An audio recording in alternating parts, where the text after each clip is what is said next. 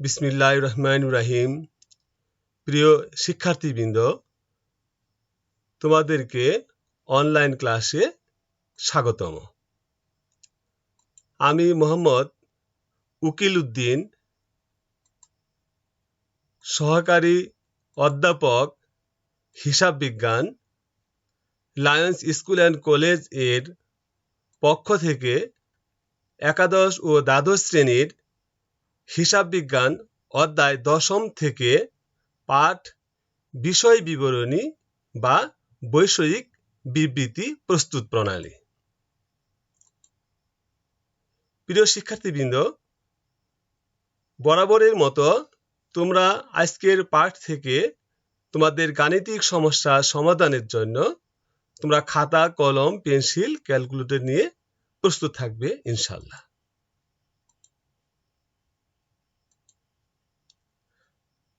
আজকের আলোচনা করব আমরা বিষয় বিবরণী বা বৈষয়িক বিবৃতি কিভাবে প্রস্তুত করা হয়ে থাকে। আজকের পাঠ শেষে শিক্ষার্থী প্রারম্ভিক মূলধন কিভাবে নির্ণয় করতে হয় তা বলতে পারবে, সমাপনী মূলধন নির্ণয় করতে পারবে, লাভ লোকসান বিবরণী প্রস্তুত করতে পারবে, বিষয় বিবরণী বা বৈষয়িক বিবৃতি কিভাবে প্রস্তুত করতে হয় তা বলতে পারবে।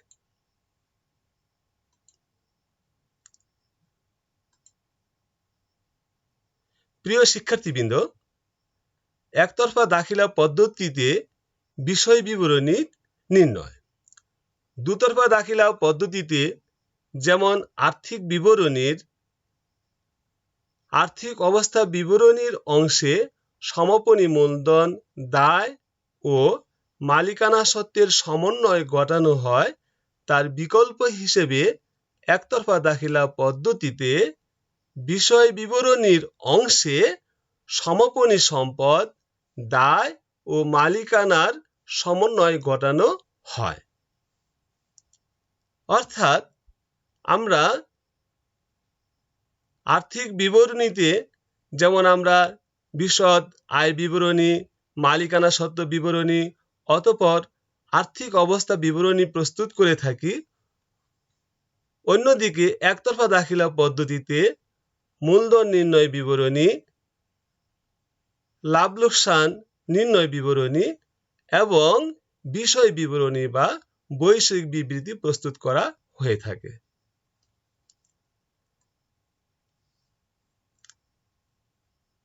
বিষয় বিবরণী প্রস্তুত করার ক্ষেত্রে সমাপনী সম্পদ ও সমাপনী দায় ব্যবহার করতে হয়। সমাপনী সম্পদ থেকে অবচয়, অবলোপন বা ক্ষয়ক্ষতি থাকলে তা বাদ দিয়ে দেখাতে হয়। মোট কথা, সমাপনী মূলধন নির্ণয় করার ক্ষেত্রে সমাপনী সম্পদের মোট মূল্যকে দেখানো হয়, আর বিষয় বিবরণী নির্ণয় করার ক্ষেত্রে সমাপনী সম্পদের মূল্য থেকে অবচয় বা অবলোপন থাকলে তা বাদ দিয়ে নিট মূল্য দেখানো হয়ে থাকে। একটি উদাহরণের সাহায্যে তোমাদের বোঝানোর চেষ্টা করা যাচ্ছে। উদাহরণ: সমাপনী মূলধন নির্ণয় করার ক্ষেত্রে দালান কোঠার সমাপনী মূল্য দেখানো হলো 50,000 টাকা। সমন্বয়ে 10% অবচয় দেয়া আছে। সেক্ষেত্রে বিষয় বিবরণীতে দালান কোঠার মূল্য দেখাতে হবে দালান কোঠা 50,000 টাকা বাদ 10% অবচয় এর পরিমাণ 5,000 টাকা, অর্থাৎ 50,000 টাকা থেকে 5,000 টাকা বাদ দিয়ে 45,000 টাকা দেখাতে হবে। অনুরূপভাবে অন্য কোনো সম্পদের উপর অবচয় বা অবলোপন থাকলে সেই অবচয় বা অবলোপন বা কোনো ক্ষতি বাদ দিয়ে দেখাতে হয়। নিম্নে আমরা বিষয় বিবরণীর একটি ছক নিয়ে আলোচনা করব। প্রিয় শিক্ষার্থীবৃন্দ, দেখো, বিষয় বিবরণী আমরা টিছকে আলোচনা করার চেষ্টা করছি। আমরা টিছকের বাম পাশে থাকবে প্রারম্ভিক মূলধন ও সমাপনী দায় থাকবে। প্রিয় শিক্ষার্থীবৃন্দ, তোমরা বিষয়টি খুব খেয়াল করে দেখো। বাম পাশে প্রারম্ভিক মূলধন এবং সমাপনী দায় থাকবে এবং ডান পাশে থাকবে সমাপনী সম্পদ ও স্থিতিসমূহ। আমরা প্রথমে বাম পাশে আলোচনা যদি করি, প্রারম্ভিক মূলধন আমাদের অঙ্কে বের করা থাকবে, অথবা আমরা অঙ্কে করে বের করে নিব। প্রারম্ভিক মূলধনের সাথে অতিরিক্ত মূলধন থাকলে যোগ হবে, মূলধনের সুদ থাকলে যোগ হবে। এখানে মূলধনের সুদ প্রারম্ভিক মূলধনের উপর সুদ নির্ণয় করতে হয় এবং অতিরিক্ত মূলধন থাকলে অতিরিক্ত মূলধনের সুদ নির্ণয় করতে হয়। সমাপনী মূলধনের উপর কোনো সুদ নির্ণয় করা যাবে না। এবং নিট লাভ থাকলে নিট লাভ এখানে যোগ হবে, আর নিট ক্ষতি থাকলে নিট ক্ষতি বিয়োগ হবে। এই যোগফলগুলো থেকে নগদ উত্তোলন ও পণ্য উত্তোলন থাকলে তা বাদ যাবে। আমরা প্রথমে নগদ উত্তোলন বাদ দিব, পরে আমরা পণ্য উত্তোলন বাদ দিতে পারি, অথবা দুইটি যোগ করে আমরা বাদ দিতে পারি। এবং একই সাথে আমাদের নগদ উত্তোলনের উপর সুদ দেওয়া থাকলে নগদ উত্তোলনের সুদ এখান থেকে বাদ দিতে হবে, নগদ উত্তোলনের সুদ বাদ দিতে হবে। তাহলে আমরা কি দেখতে পারলাম? প্রারম্ভিক মূলধন এর সাথে অতিরিক্ত মূলধন যোগ, মূলধনের সুদ যোগ, নিট লাভ যোগ, নগদ উত্তোলন ও পণ্য উত্তোলন বিয়োগ, নগদ উত্তোলনের সুদ বিয়োগ, নিট মূলধন আমাদের টাকার অঙ্ক করে লিখতে হবে। এছাড়া আসবে বকেয়া খরচ সমূহ যা সমন্বয়ে থাকে, যেমন বকেয়া বেতন থাকতে পারে সেটা আসবে, বকেয়া ভাড়া থাকতে পারে সেটা আসবে, আর যদি কোনো বকেয়া খরচ থাকে সেই খরচ এখানে আসবে। এছাড়া অগ্রিম আয় যদি থাকে সমন্বয়ে, সেই অগ্রিম আয় আসবে, যেমন অগ্রিম উপভাড়া, এবং সমাপনী দায় সমূহ আসবে, যেমন বিবিধ পাওনাদার, প্রদেয় বিল, ব্যাংক জমাতিরিক্ত, ব্যাংক ঋণ ইত্যাদি। তাহলে আমরা বাম পাশে কি লিখলাম? প্রারম্ভিক মূলধন এর সাথে অতিরিক্ত মূলধন, মূলধনের সুদ, নিট লাভ যোগ, এবং বাদ দেওয়া হলো নগদ উত্তোলন, পণ্য উত্তোলন, নগদ উত্তোলনের সুদ, এবং বকেয়া খরচ সমূহ, অগ্রিম আয় সমূহ, এবং সমাপনী দায় সমূহ। আমাদের টাকার অঙ্কে এই যে ঘরগুলো আছে, আমাদের টাকার অঙ্কগুলো, সমস্ত টাকার অঙ্ক যোগ করে আমরা যে যোগফলটা পাবো সেটা হলো মালিকানা সত্ত্ব ও সমাপনী দায়। মালিকানা সত্ত্ব ও সমাপনী দায়। আমরা ডান পাশে আমরা লিখব সম্পদ সমূহ। সম্পদ সমূহের মধ্যে হাতে নগদ তহবিল, ব্যাংকে জমা, এবং বিবিধ দেনাদার আমরা লিখব। বিবিধ দেনাদার থেকে অনাদায়ী দেনা থাকলে বাদ যাবে, অনাদায়ী দেনা সঞ্চিতি থাকলে সেটাও বাদ যাবে, গিয়ে নিট দেনাদার এখানে বসবে। প্রাপ্য বিল থাকলে প্রাপ্য বিল বসবে। আসবাবপত্রের সাথে অবচয় থাকলে আসবাবপত্রের মূল্য থেকে অবচয় মূল্য বাদ দিয়ে নিট আসবাবপত্রের মূল্য দেখাতে হবে। অনুরূপভাবে ভূমি, দালান কোঠা, ইজারা সম্পদ, ইজারা সম্পদের উপর অবলোপন থাকলে ইজারা সম্পদের মূল্য থেকে ইজারা সম্পদের অবলোপন বাদ দিয়ে নিট ইজারার মূল্য দেখাতে হবে। অনুরূপভাবে বিনিয়োগ, ডেলিভারি ভ্যান, অগ্রিম খরচ যেমন অগ্রিম বীমা, বকেয়া আয় বা প্রাপ্য বিনিয়োগের সুদ ইত্যাদি। তাহলে আমরা সম্পদ পাশে সমস্ত সম্পদগুলো আমরা যোগ করব, এবং বাম পাশে আমরা সমাপনী দায় এবং মালিকানা সত্ত্ব আমরা যোগ করেছি ইতিমধ্যে। দুইটি যোগফল আমাদের মিলে যদি যায় তাহলে আমরা ধরে নিতে পারি আমাদের অঙ্কটা ইনশাআল্লাহ সঠিকভাবে সম্পন্ন হয়েছে। অর্থাৎ আর্থিক অবস্থার বিবরণীতে যেমন সম্পদ সমান দায় ও মালিকানা হয়, একতরফা দাখিলা পদ্ধতিতে বৈষয়িক বিবৃতি বা বিষয় বিবরণীতেও মোট সম্পদ সমান সমাপনী মালিকানা সত্ত্ব ও সমাপনী মালিকানা সত্ত্ব ও সমাপনী দায়ের যোগফলের সমান হবে।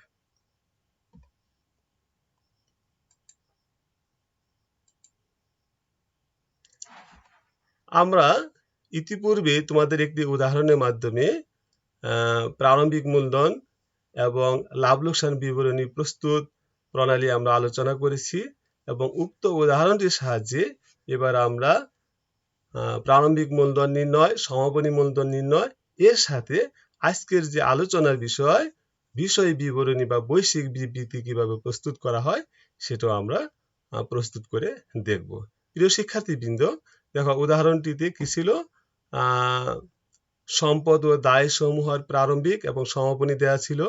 প্রারম্ভিকে হাতে নগদ ছিল প্রারম্ভিকে 20,000, সমাপনীতে 30,000 এবং ব্যাংক জমা প্রারম্ভিকে 10,000, সমাপনীতে 20,000 টাকা, বিবিধ দেনাদার 6,000 টাকা এবং সমাপনী 10,000 টাকা, পাওনাদার প্রারম্ভিক 5,000 টাকা, সমাপনী 15,000 টাকা, দালান কোঠা প্রারম্ভিক 50,000 টাকা, সমাপনী 50,000 টাকা, ব্যাংক ঋণ প্রারম্ভিক 10,000 টাকা, সমাপনী 10,000 টাকা, ইজারা সম্পদ প্রারম্ভিক 6,000 টাকা, সমাপনীতে 20,000 টাকা, বিনিয়োগ প্রারম্ভিক 10,000 টাকা, সমাপনীতে 6,000 টাকা।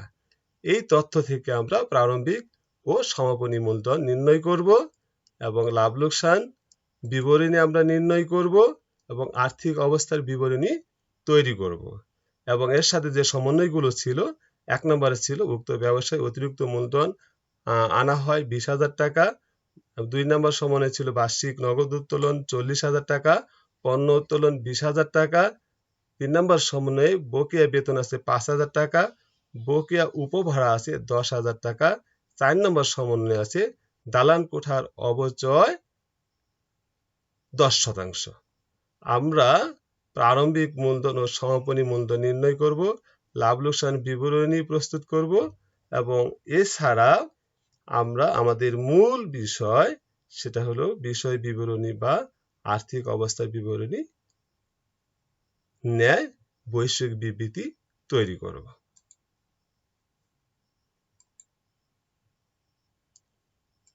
প্রিয় শিক্ষার্থীবৃন্দ, আমরা ইতিপূর্বে প্রারম্ভিক মূলধন যে নির্ণয় করেছিলাম তা তোমাদের খাতায় ইতিমধ্যে করা আছে, তোমরা একটু দেখে নিবে। আমরা প্রারম্ভিক মূলধন নির্ণয় করেছিলাম যেখানে আমরা প্রারম্ভিক সম্পদ যোগ করে পেয়েছিলাম 1,20,000 টাকা। 1,20,000 টাকা থেকে প্রারম্ভিক দায় 15,000 টাকা বাদ দিয়ে আমরা প্রারম্ভিক মূলধন পেয়েছিলাম 87,000 টাকা। ঠিক একই নিয়মে সমাপনী সম্পদ যোগ করে আমরা যোগফল পেয়েছিলাম 1,90,000 টাকা। 1,90,000 থেকে সমাপনী দায় বাদ দিয়ে আমরা পেয়েছিলাম সমাপনী মূলধন 1,65,000 টাকা। এই যে প্রারম্ভিক মূলধন 87,000 টাকা এবং সমাপনী মূলধন 1,65,000 টাকা, এই প্রারম্ভিক মূলধন এবং সমাপনী মূলধন নিয়ে এবং সমন্বয়গুলোর ব্যবহার করে আমরা লাভ লোকসান বিবরণী তৈরি করেছি ইতিমধ্যেই, তোমরা নিশ্চয় অনুশীলন করেছো। আমরা আরেকটু পুনরালোচনা করতে চাচ্ছি। লাভ লোকসান বিবরণী আমরা লাভ ক্ষতি বিবরণী আমরা করেছিলাম, যেখানে আমরা প্রারম্ভিক মূলধন 87,000 টাকা লিখেছিলাম, আমাদের সমন্বয় ছিল অতিরিক্ত মূলধন 20,000 টাকা, বকেয়া বেতন বাবদ ছিল 5,000 টাকা, 10% দালান কোঠার অবচয় 5,000 টাকা, দালান কোঠার মূল্য ছিল 50,000 টাকা, এর উপর 10% অবচয় নির্ণয় করলে 5,000 টাকা, আর সমাপনী মূলধন ছিল আমাদের 1,65,000 টাকা, নগদ উত্তোলন ছিল 40,000 টাকা, পণ্য উত্তোলন ছিল 20,000 টাকা, প্রাপ্য উপভাড়া ছিল 10,000 টাকা, সমাপনী মূলধন ও তার সাথে উত্তোলন পণ্য উত্তোলন উপভাড়ার মূল্য যোগ করে হয় 2,35,000 টাকা। 2,35,000 টাকা থেকে আমরা প্রারম্ভিক মূল্য 87,000 টাকা, অতিরিক্ত মূলধন 20,000 টাকা, বকেয়া বেতন 5,000 টাকা, 10% দালান কোঠার অবচয় 5,000 টাকা বাদ দিয়ে আমরা নেট লাভ পেয়েছি 1,18,000 টাকা, যা নেট লাভ হিসেবে গণ্য হবে এবং এই 1,18,000 টাকা প্রারম্ভিক মূলধনের সাথে যুক্ত হয়ে সমাপনী মালিকানা সত্ত্ব নির্ণয় হবে। প্রিয় শিক্ষার্থীবৃন্দ, আমরা আমাদের আজকের যে অতিরিক্ত আলোচনা বিষয় ছিল বা মূল আলোচনার বিষয় ছিল বৈষয়িক বিবৃতি বা বিষয় বিবরণী, আমরা উক্ত অঙ্ক থেকে আমরা বিষয় বিবরণী বা বৈষয়িক বিবৃতি কিভাবে করা হয় তা আমরা এখন আলোচনা করব। আমরা প্রথমে প্রারম্ভিক মূলধন নিব, যেখানে আমরা 87,000 টাকা পেয়েছি। অতিরিক্ত মূলধন যা আমাদের অঙ্কের সমন্বয়ে দেওয়া ছিল 20,000 টাকা, আমরা নিট লাভ পেয়েছি লাভ লোকসান বিবরণী থেকে 1,18,000 টাকা। 87,000 টাকা, 20,000 টাকা এবং 1,18,000 টাকা যোগ করে এখান থেকে নগদ উত্তোলন 20,000, নগদ উত্তোলন 40,000 টাকা বাদ যাবে, পণ্য উত্তোলন 20,000 টাকা বাদ যাবে। বাদ যাওয়ার পর ফলাফল পাওয়া যায় 1,65,000 টাকা, যা সমাপনী মালিকানা সত্ত্ব হিসাবে গণ্য হবে।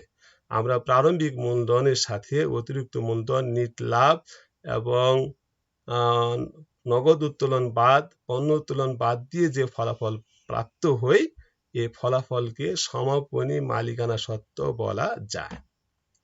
এছাড়া আমাদের আসবে সমন্বয়ে যদি আমাদের কোনো বকেয়া খরচ থাকে তাহলে আসবে, যেমন আমাদের আজকের এই অঙ্কে ছিল বকেয়া বেতন ছিল 5,000 টাকা এবং সমাপনী দায় সমূহের মধ্যে ছিল বিবিধ পাওনাদার ছিল 15,000 টাকা, ব্যাংক ঋণ ছিল 10,000 টাকা। তাহলে আমাদের সমাপনী মালিকানা সত্ত্বের সাথে সমাপনী দায়, বকেয়া বেতন 5,000 টাকা, বিবিধ পাওনাদার 15,000 টাকা, ব্যাংক ঋণ 10,000 টাকা যোগ করে আমরা যোগফল পাই 1,95,000 টাকা, যা এখানে রয়েছে সমাপনী মালিকানা সত্ত্ব ও সমাপনী দায়ের সমষ্টি। এখন আমরা সম্পদের দিকে, অর্থাৎ আমাদের বৈষয়িক বিবৃতি বা বিষয় বিবরণী ডান দিকে আমরা সম্পদগুলো লিখে থাকি। সম্পদগুলোর মধ্যে আমাদের আছে সমাপনী হাতে নগদ ছিল 30,000 টাকা, 30,000 টাকায় বসবে, কারণ এখান থেকে কোনো ক্ষয়ক্ষতি না থাকায় বাদ যাবে না। ব্যাংক জমা 20,000 টাকা, 20,000 টাকায় বসবে, যেহেতু এখান থেকে কোনো ক্ষয়ক্ষতি নেই। বিবিধ দেনাদার 10,000 টাকা সমাপনী ছিল, সমাপনী বসবে 10,000 টাকা, কারণ এখানে কোনো অনাদায়ী দেনা বা অনাদায়ী দেনা সঞ্চিতি ছিল না। দালান কোঠা ছিল আমাদের 50,000 টাকা, কিন্তু সমন্বয়ে আমাদের অবচয় দেওয়া ছিল 10%, 50,000 টাকা 10%, 5,000 টাকা বাদ দেওয়ার পর প্রাপ্ত ফলাফল 45,000 টাকা বসবে। এটা আমাদেরকে একটা মনে রাখার বিষয় যে সম্পদ থেকে অবচয় বা অবলোপন থাকলে বাদ দিতে হয়। ইজারা সম্পদ আছে 20,000 টাকা, কোনো অবলোপন ছিল না, সেই জন্য এখানে কোনো বাদ যায়নি। বিনিয়োগ ছিল 60,000 টাকা, সরাসরি বসবে। আর বকেয়া উপভাড়া সমাপনীতে ছিল, সমন্বয়ে ছিল 10,000 টাকা, 10,000 টাকা বসবে। তাহলে আমরা সমাপনী সম্পদ যোগ করব 30,000 টাকা, এর সাথে 20,000 টাকা, 10,000 টাকা, 45,000 টাকা, 20,000 টাকা, 60,000 টাকা, 10,000 টাকা, প্রাপ্ত মোট যোগফল 1,95,000 টাকা। এই 1,95,000 টাকা হলো সমাপনী সম্পদের সমষ্টি। এই সমাপনী সম্পদের সমষ্টি সমান হবে সমাপনী মালিকানা সত্ত্ব ও সমাপনী দায়ের সমষ্টি, যার পরিমাণ এখানে 1,95,000 টাকা। তাহলে আমাদের উভয় পাশের টাকার অঙ্ক বা যোগফল সমান, তাতে আমরা ধরে নিতে পারি আমাদের অঙ্কটা মিলে গিয়েছে বা অঙ্কটি সঠিক হিসাবে আমরা প্রতীয়মান হতে পারি। প্রিয় শিক্ষার্থীবৃন্দ, আমি আশা করি তোমরা একতরফা দাখিলা পদ্ধতিতে কিভাবে প্রারম্ভিক মূলধন এবং সমাপনী মূলধন নির্ণয় করা হয় তা তোমরা জানতে পেরেছো, এবং লাভ লোকসান বিবরণী প্রস্তুত এবং বৈষয়িক বিবৃতি বা বিষয় বিবরণী তার ছকও তোমাদেরকে দিয়ে দেওয়া হয়েছে এবং আমরা অঙ্ক সমাধান করেছি। আমার মনে হয় তোমরা বারবার অনুশীলন করলে বিষয়টি তোমাদের জন্য আরো সহজবোধ হবে।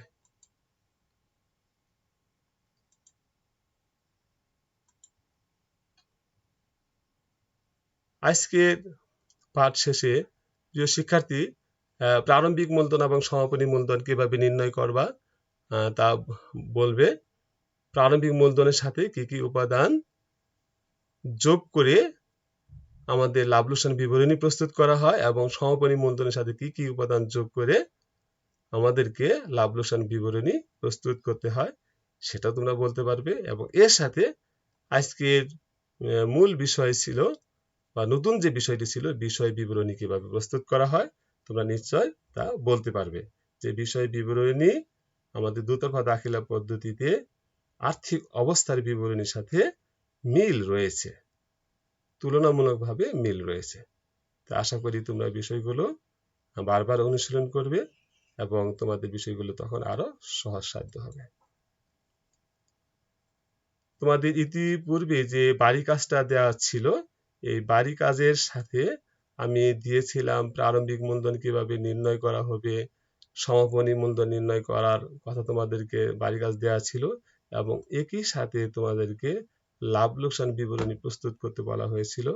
যে তোমরা এই বাড়ি কাজ থেকে প্রারম্ভিক মূলধন নির্ণয় করবা, সমাপনী মূলধন নির্ণয় করবা এবং লাভ লোকসান বিবরণী প্রস্তুত করবা ও বিষয় বিবরণী বা আর্থিক অবস্থার বিষয় বিবরণী বা বৈষয়িক বিবৃতি প্রস্তুত করবা। প্রিয় শিক্ষার্থীবৃন্দ, আমাদের একতরফা দাখিলা পদ্ধতিতে আমাদের মোটামুটি আলোচনার আমরা শেষের দিকে চলে আসছি। তোমরা এই আলোচনাগুলো বারবার অনুশীলন করবে। এরপর অন্যান্য বিষয়গুলো নিয়ে আমরা আলোচনা করে তোমাদের সৃজনশীল আঙ্গিকে আমি অঙ্ক অনুশীলন করব। ততক্ষণে তোমরা এই বিষয়গুলো আরো বারবার অনুশীলন করে তোমাদের বিষয়টাকে সহজ করে আনতে হবে। তোমাদের সবার এই দুর্যোগ সময়ে সুস্বাস্থ্য কামনা করি। সবাই সাবধানে চলবে এবং নিজেকে, নিজের পরিবারকে সুস্থ রাখার চেষ্টা করবে। এই করোনা নামক সংক্রামক ব্যাধি থেকে আমরা যেন সবাই ভালো থাকতে পারি এবং একই সাথে আমরা যেন আমাদের কাজগুলো করে এগিয়ে যেতে পারি, এই প্রত্যাশা রেখে তোমাদের সকলকে ধন্যবাদ জানিয়ে আমি আমার পাঠ আজকে এখানেই শেষ করছি। আল্লাহ হাফেজ।